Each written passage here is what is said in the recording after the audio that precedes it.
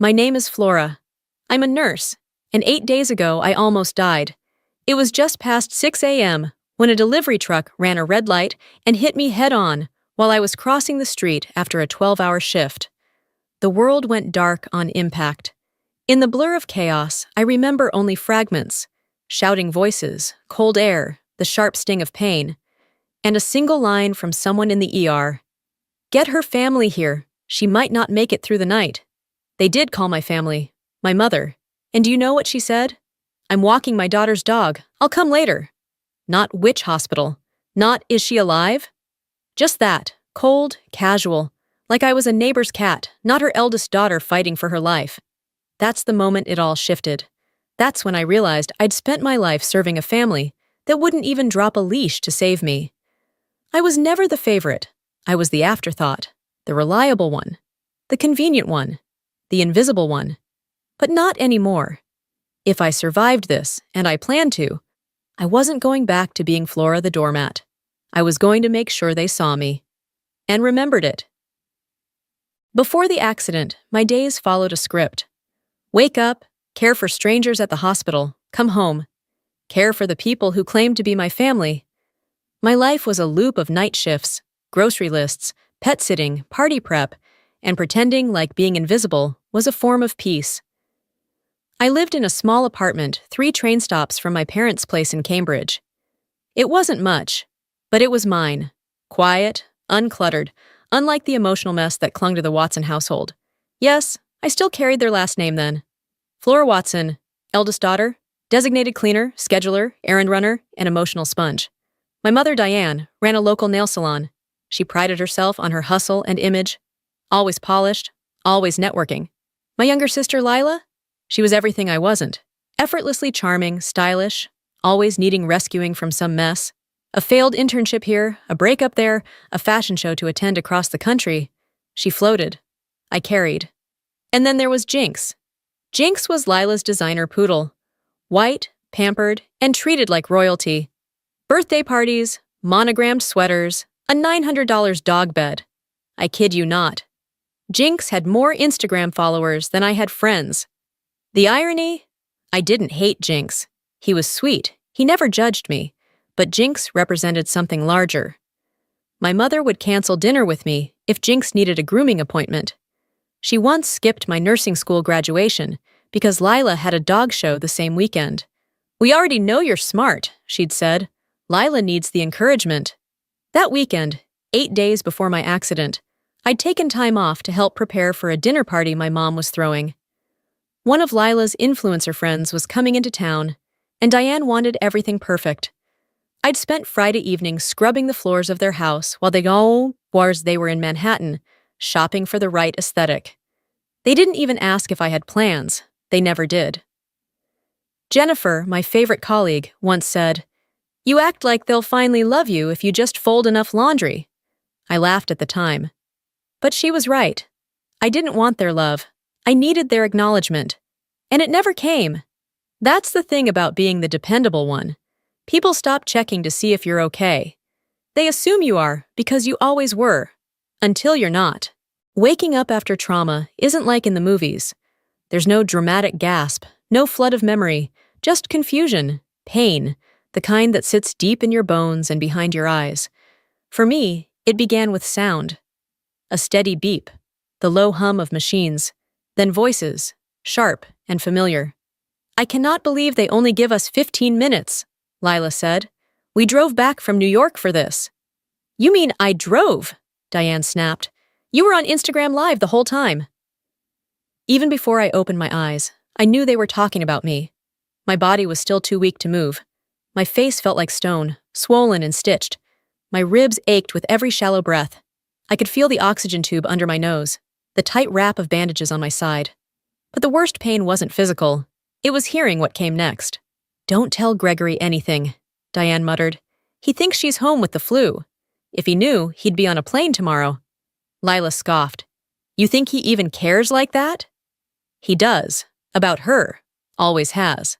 That's why we keep him in the dark." The room went quiet. They stayed a few more minutes, but neither touched my hand. Neither whispered my name.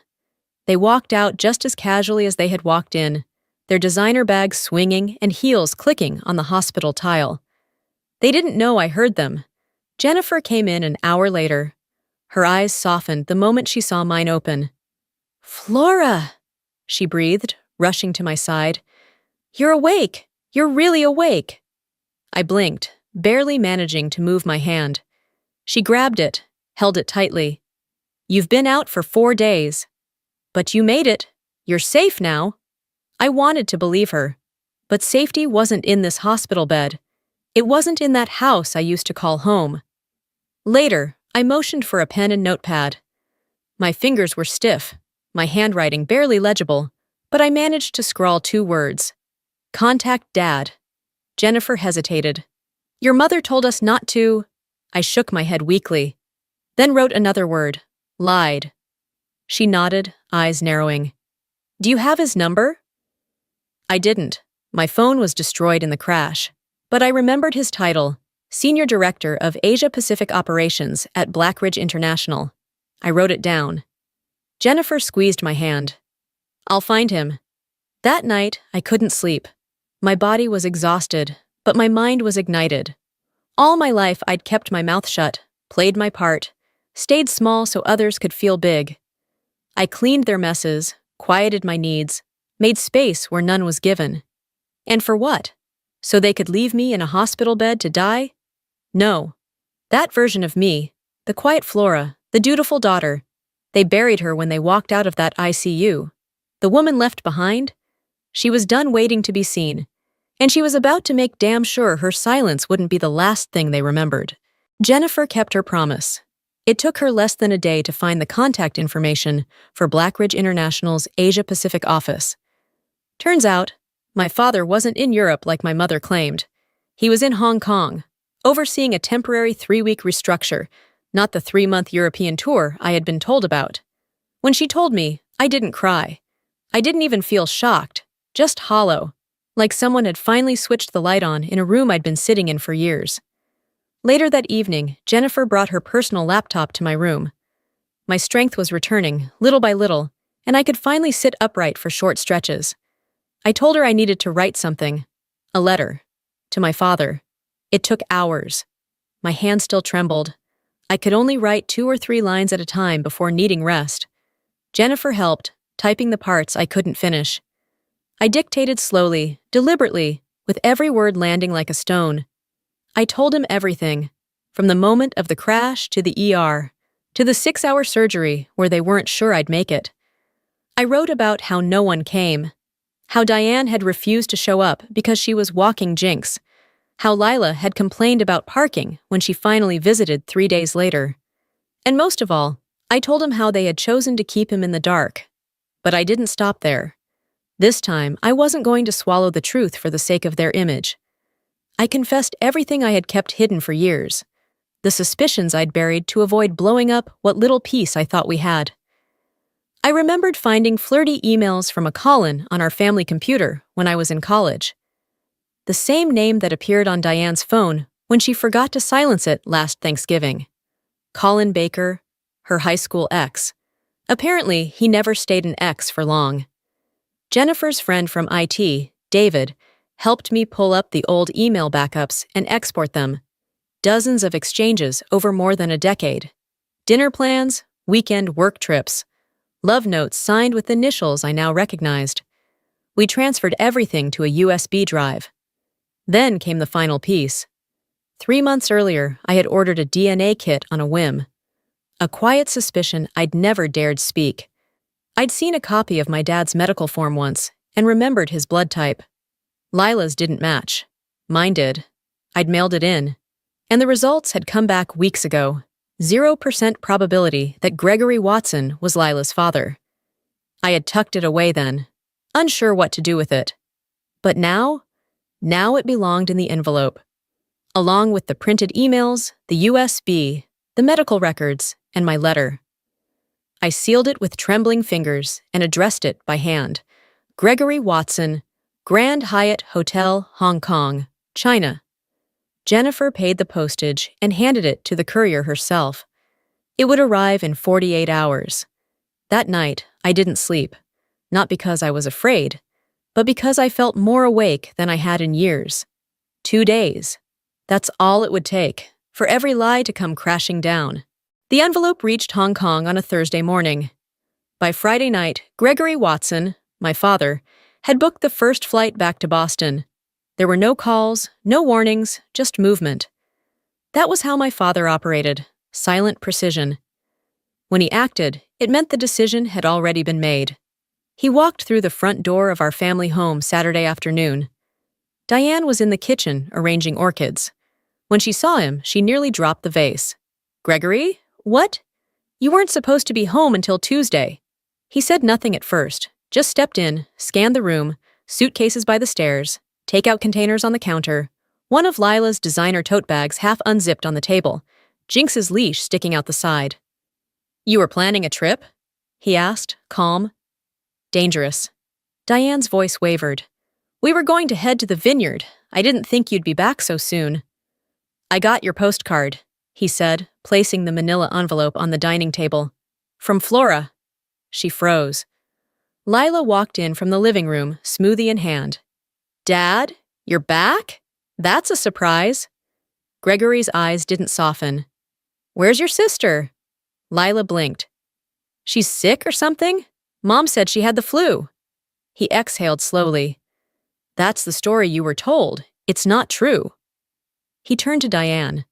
"Flora was hit by a truck after her shift, rushed into emergency surgery, ICU for days. You never told me." Diane's jaw tightened. "Gregory, You walked a dog instead of going to the hospital." He opened the envelope. Pages slid out. Photocopies of hospital records, notes from nurses, photos of my injuries, emails between Diane and a man named Colin Baker, screenshots of calendar events, travel receipts, old phone logs. And at the bottom, the final blow, a copy of Lila's paternity test. 27 years, Gregory said, barely above a whisper, and you let me believe she was mine. Diane didn't speak. Lila, on the other hand, did. "What is this?" she said, picking up the test result. "No!" "That's not true. Mom?" Diane looked like she had been deflated. All the carefully painted polish, the posture, the air of control, gone. "I didn't mean for it to happen that way," she said, voice thin. Gregory stood taller. "I've already spoken to my lawyer. These are the divorce papers. I want you both out of this house by tomorrow." "What?" Lila's voice broke. "Me?" "I didn't know. How is this my fault?" Gregory turned to her, his eyes softening only slightly. "It's not your fault, but I need space from everything this house has come to represent. That includes you, for now." "You can't just leave us," Diane whispered. "I'm not leaving anyone. You already left Flora. I'm going to her." At that exact moment, I was being wheeled out of the hospital. Jennifer pushed the chair as I clutched a small bag of belongings and discharge papers. She smiled when she got a text.